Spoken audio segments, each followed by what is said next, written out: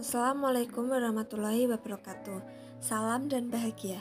Perkenalkan, saya Dela Rianisa Rahayu dengan NIM 2020008301 dari jurusan Manajemen Universitas Sarjana Wiyata Taman Siswa.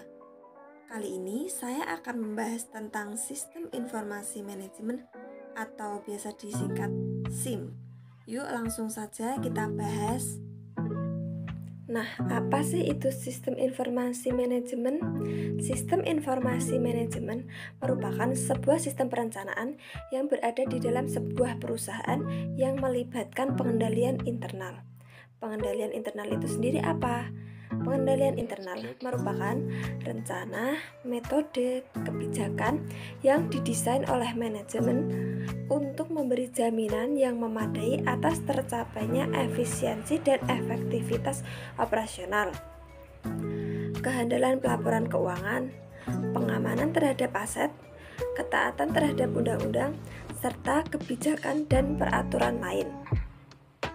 Pengendalian tersebut diantaranya seperti pemanfaatan sumber daya, dokumen, akuntansi, manajemen sebagai salah satu strategi pada bisnis. Sehingga pada intinya sistem informasi manajemen yang ada di dalam bisnis memiliki tujuan dalam mengumpulkan, memproses, menyimpan, sampai menganalisa informasi. Kemudian disebarkan untuk tujuan yang lebih spesifik lagi. Yang selanjutnya yaitu adalah tujuan sistem informasi manajemen. Tujuan yang pertama yaitu untuk menyimpan suatu informasi yang dipergunakan di dalam suatu perhitungan, harga pokok produk, serta jasa oleh manajemen. Untuk tujuan yang kedua yaitu untuk menyediakan suatu informasi dalam pengambilan suatu keputusan. Tujuan yang ketiga yaitu untuk menyediakan suatu informasi yang digunakan dalam suatu perencanaan, pengendalian, serta pengevaluasian. Dari ketiga tujuan tersebut menggambarkan jika manajer dana pemakai lainnya perlu untuk memperoleh akses untuk menuju informasi akuntansi manajemen. Selanjutnya yaitu fungsi sistem informasi manajemen. Fungsi ini terdapat 4. Yang pertama yaitu untuk meningkatkan produktivitas serta penghematan biaya dalam sebuah organisasi atau perusahaan. Yang kedua yaitu untuk meningkatkan efisiensi serta efektivitas data yang tersaji dengan akurat dan juga dengan waktu yang tepat atau on time. Yang ketiga yaitu untuk mempermudah pihak manajemen dalam hal melakukan sebuah perencanaan, pengawasan, pengarahan, serta pendelegasian kerja. Dan fungsi sistem informasi yang terakhir yaitu untuk meningkatkan kualitas dari sumber daya manusia, sebab unit sistem kerja yang terkoordinir dan juga yang sistematis.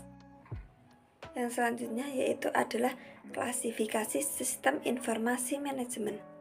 Klasifikasi ini terbagi menjadi 4. Yang pertama yaitu adalah sistem informasi akuntansi.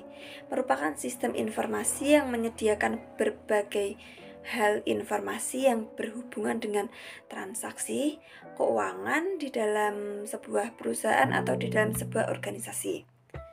Yang kedua yaitu sistem informasi pemasaran. Merupakan sistem informasi yang menyediakan berbagai informasi juga yang berkaitan dengan perdagangan, berkaitan dengan promosi juga, serta aktivitas pemasaran yang lainnya. Yang ketiga yaitu sistem informasi personalia. Nah, dalam sistem ini itu menyediakan informasi yang berkaitan dengan kelompok, dengan pegawai, serta pengumuman, dan masih banyak lagi yang lainnya. Dan klasifikasi yang terakhir yaitu sistem informasi teknik. Sistem informasi ini menyediakan berbagai macam sumber informasi yang berkaitan dengan sistem-sistem yang berada di dalam sebuah organisasi atau di dalam sebuah perusahaan. Nah, di sini ada nih contoh tentang sistem informasi manajemen. Ada 4. Yang pertama yaitu ada ERP atau Enterprise Resource Planning. Sistem ini pada umumnya dipakai oleh sejumlah perusahaan besar dalam hal pengelolaan manajemen, serta melakukan sebuah pengawasan yang saling terintegrasi kepada unit bidang kerja keuangan, accounting, SDM, pemasaran, dan operasional. Nah, yang kedua yaitu ada SCM atau Supply Chain Management. Sistem ini sangat berguna untuk pihak manajemen karena terdapat berbagai data yang disajikan terintegrasi dengan manajemen suplai bahan baku, mulai dari pemasok, produsen, pengecer, sampai konsumen tingkat akhir. Lalu yang ketiga itu ada TPS atau Transaction Processing System.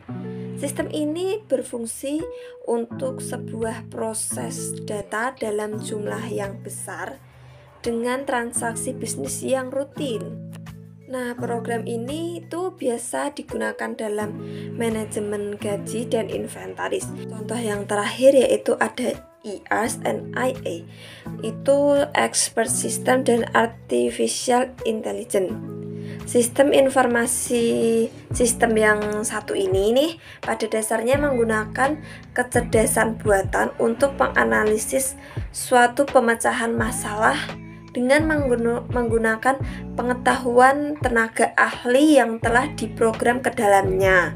Contohnya yaitu misal sistem jadwal mekanik.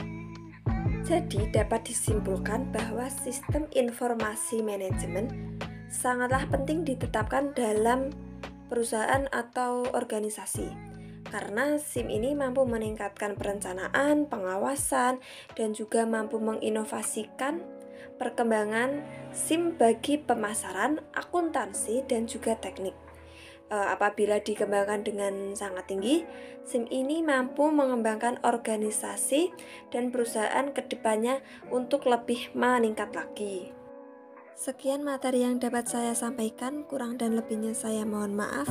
Wassalamualaikum warahmatullahi wabarakatuh. Terima kasih, salam.